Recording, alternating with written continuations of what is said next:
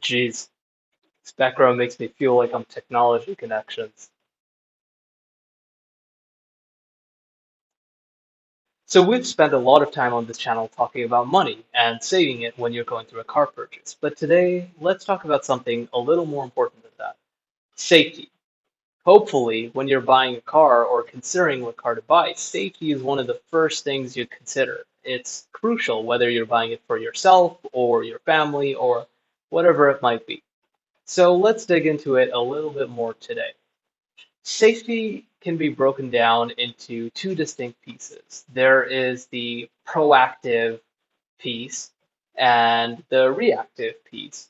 The proactive one really consists of dynamic benefits that make it harder to get into an accident or easier to avoid an accident in the first place.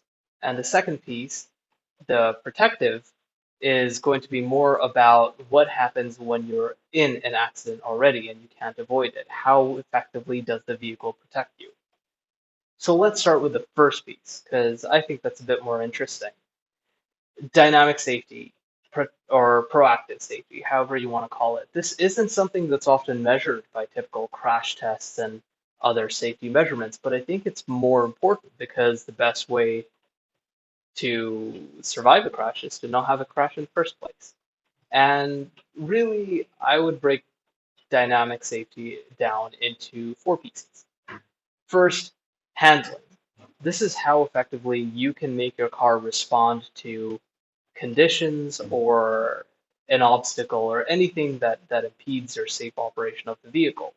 That can come down to quite a few things like how good your tires are, but it can also come down to how well the suspension is set up on that car. And one of the few tests that measures this and actually accounts for it effectively, I feel, is what's called the elk test, and is popularized in a lot of the Nordic countries. And that measures effectively it tests how easily and how safely a car can avoid a sudden obstacle, i.e., an elk in the middle of the road. Second, braking. Obviously, you see a situation ahead of you, you might want to brake before it interferes with your vehicle. Braking is really important. I would say, off the developments cars have seen in the past couple of decades, better brakes has been one of the big ones that's gone unnoticed. A heavy vehicle today, like a pickup truck, can stop better than a hatchback from the 90s, and I think that's pretty damn impressive.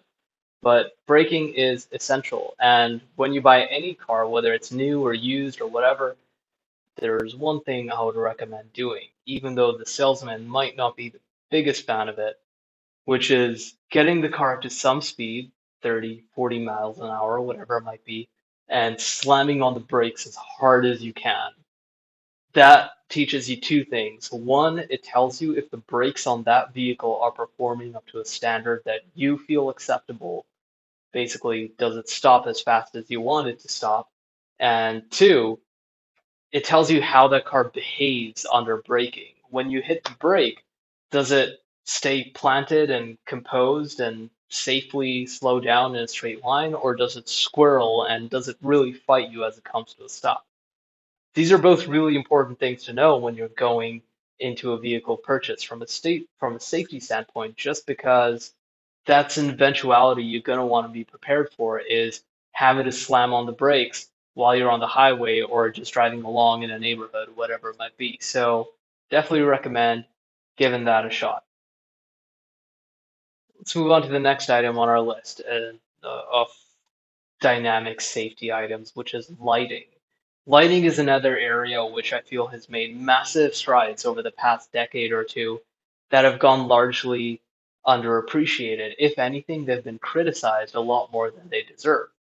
So, if anyone's driven a car from the 70s or the 80s, you know the sealed beam headlights I'm going to be referring to.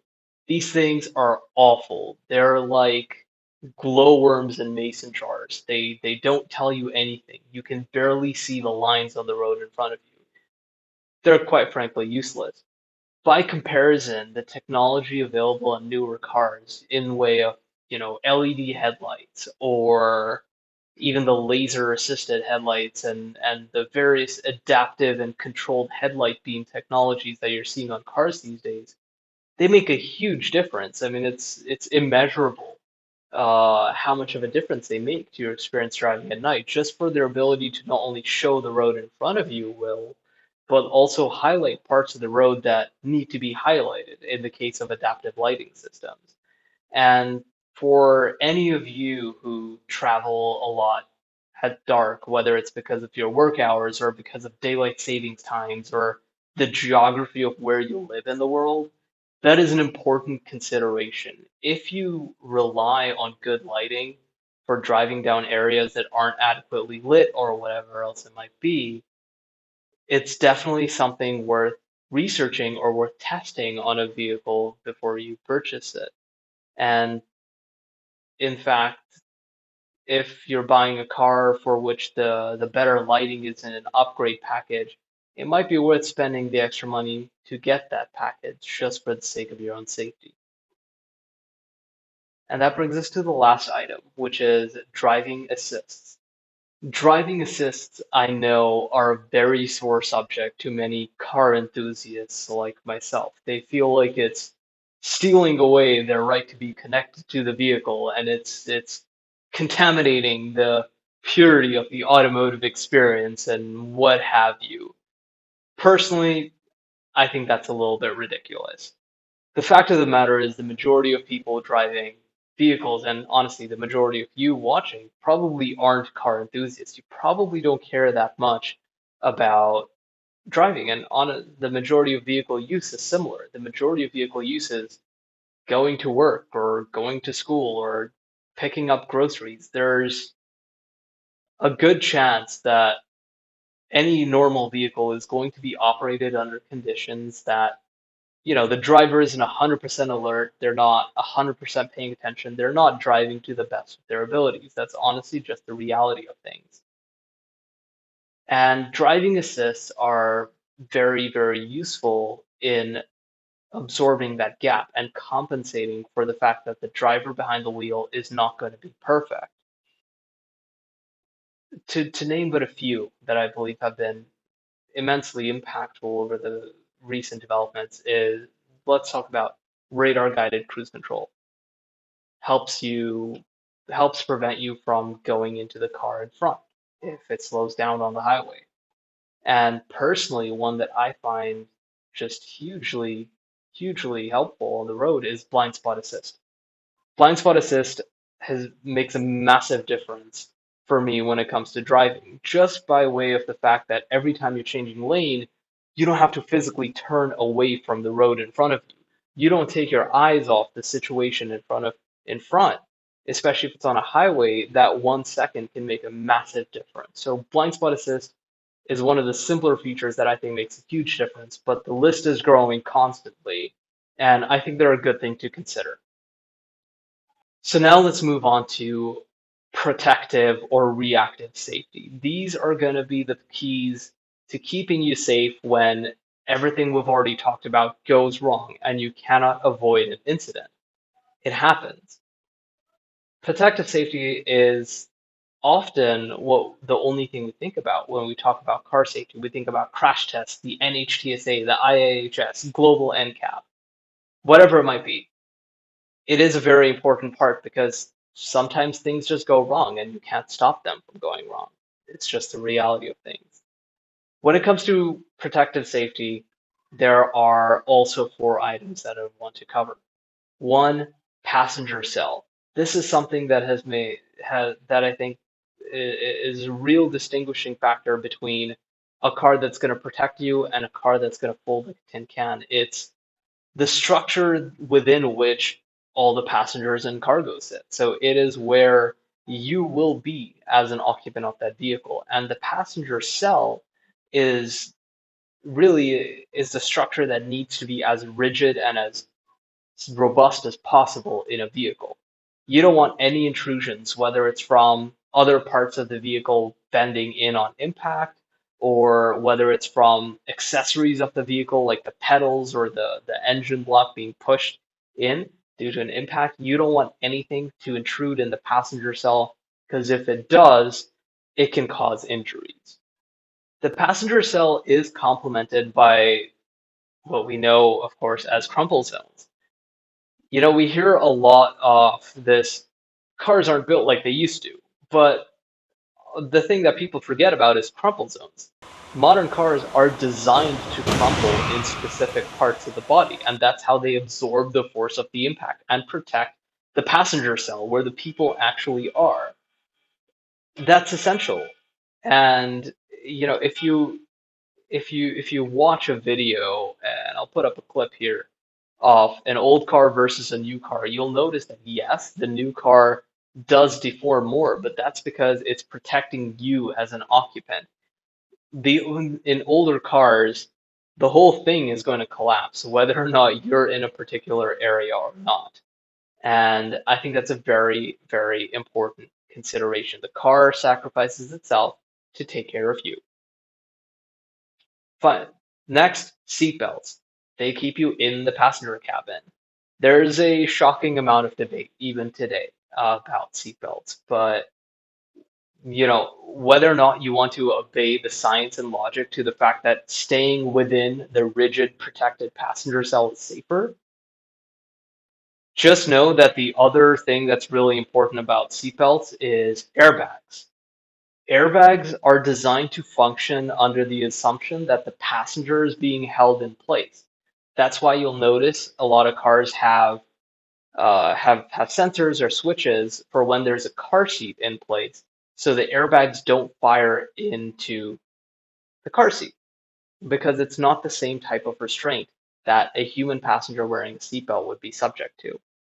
So it is very important to wear your seatbelts and to have airbags in your vehicle because essentially the way they work is a seatbelt is restraining your body while your airbag restrains your head and neck. Combined, they keep you in place in the seat where you're protected and cushioned and really safe from whatever's going on outside of you. And in any sort of incident, that is key to your likelihood of coming out unscathed. And that brings us to the last piece here, which is often overlooked. It's your windshield. A windshield might look like it's just a piece of glass, but that's far from the truth. There have been millions and millions of hours that have been devoted to windshield development around the world, and it's designed to carry out distinct functions. In other words, protect you from debris. It's not supposed to shatter in an impact because if it shatters, it'll spray you with glass, and that's not safe.